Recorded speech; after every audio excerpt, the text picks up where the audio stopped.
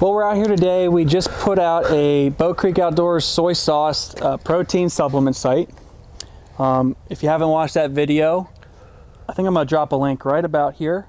So click here. If you've already watched that and you're joining in for part 2, we're talking about the BC-42 trail camera. We have the supplement site out.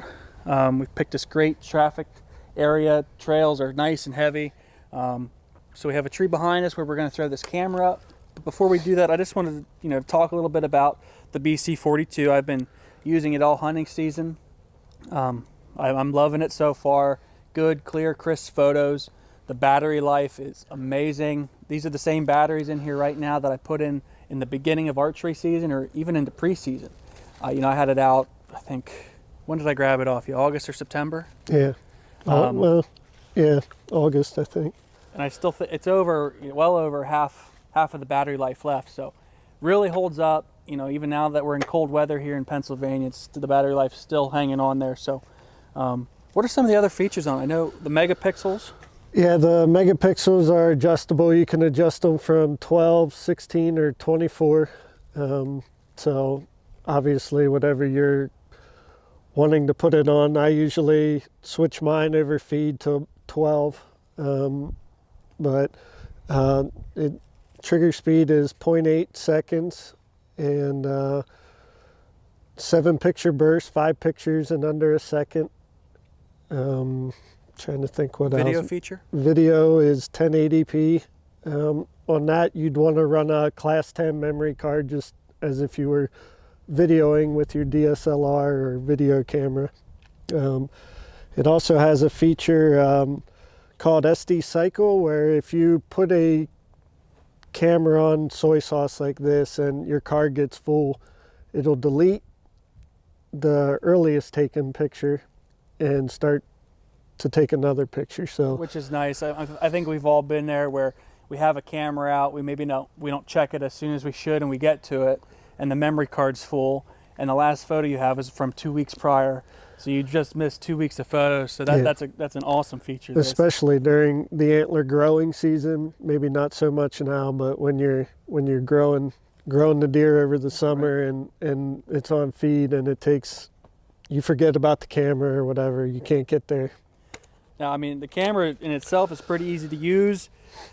Runs off 6 or 12 batteries. Yep.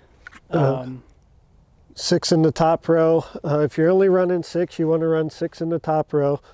I highly recommend running 12 because if you have a 12 pack of batteries and you run 6 up top and you think you're going to save the other 6, then it's better to just run all 12. It'll actually last longer if you run all 12 at once, just because of the way the batteries cycle through the power. What I love about it, and your other cameras have used this feature too, but the view screen. I'm the type that when I'm walking into a morning spot or an afternoon spot, I typically always have a trail camera somewhere along the way to the spot that I'm hunting, and to be able to go in and just check out what's walked by a couple days prior or that morning. I'm a curious guy. I like to see what's working the area. Yeah, we were talking about this earlier, but that actually helped me get my biggest buck ever. I was hunting late season and I was just going to go kill a doe, still hadn't filled my buck tag, and I ended up getting a picture on the viewfinder and I thought, well, I'm going to hold out for this deer instead of killing the doe, and I ended up getting that buck. And we've had several of our customers tell us similar stories where they were walking past the camera, they thought they'd just check it real quick and end up having a big buck on there and sitting there and end up shooting it that night or another night. But changes the game. For sure. Any information that a whitetailer that we can get, it helps us try to seal the deal on those mature buck or even mature doe or whatever we're out there for. No, it's an awesome camera. I highly suggest you check it out. You can go to www.boatcreekoutdoors, Facebook, Instagram. Any questions, reach out to Matt. He's very good at getting back to you guys, answering any questions you may have. And if you're a Serviceside member, you get the discount code with that too. So guys, definitely check this out. We're going to throw it up here on the tree behind us. We'll kind of show you, just the rundown of turning it on, getting it set, and then we'll let it run here for a couple weeks and see what we got going. So like when you're setting up a trail camera, you know, what's your rule of thumb? Like how high in the tree do you typically go? Normally what I do, if it's over feed or even if it's not, if we're just trying to catch this hub with all these trails going, is I'm going to where I want the picture centered, and I'm going to go, you know, here's where we want it. I'm going to go down here and I'm going to kneel, and I'm going to find that center spot on the tree, you know, about eye level. Now this is for whitetail, obviously, if you're trying to catch a moose or something. Maybe a little higher. Yeah.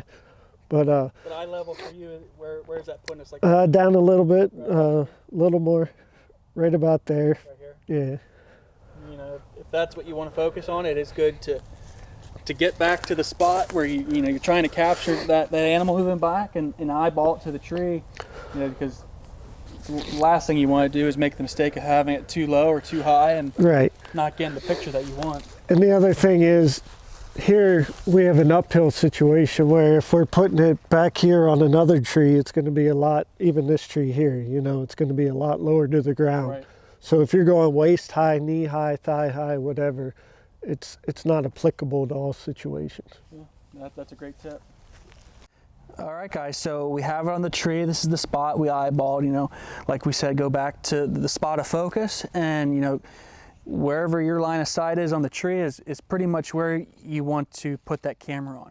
Now, if you can see it here in the camera, we are still a little off level. It's kind of leaning down just because of the angle of the tree. So I found a small stick here on the ground. Just gonna use this as a shim, just to kind of get this camera level. Right there in the bottom. So now we're level, and if you look back, it's right back to where we want it to be. So I'm just gonna go through here, open it up. Like I said earlier, very simple to use. So here's our control panel here. Just gonna turn on setup. See it turn on. And I like to do this before I turn it on completely. You're just checking, you know, your memory card space. Here you can check your battery life. Like I said, this thing's a beast with battery life. It's plenty. And then I'm just gonna turn it on. I don't know if you'll be able to see it. If you want to come in here a little closer. That red indicator light means that it's getting armed, ready to go. And it's set. All right, well, we're all set up. We have the BC-42 trail camera here, ready to go. Like the last video we did a soy sauce supplement site. We're gonna let this spot go for a week and a half, 2 weeks, come back, check what's on it. And that's just, it's always bittersweet when hunting seasons come to a close, but this is just that, you know, extra thing that you can do to get outside and still enjoy the outdoors.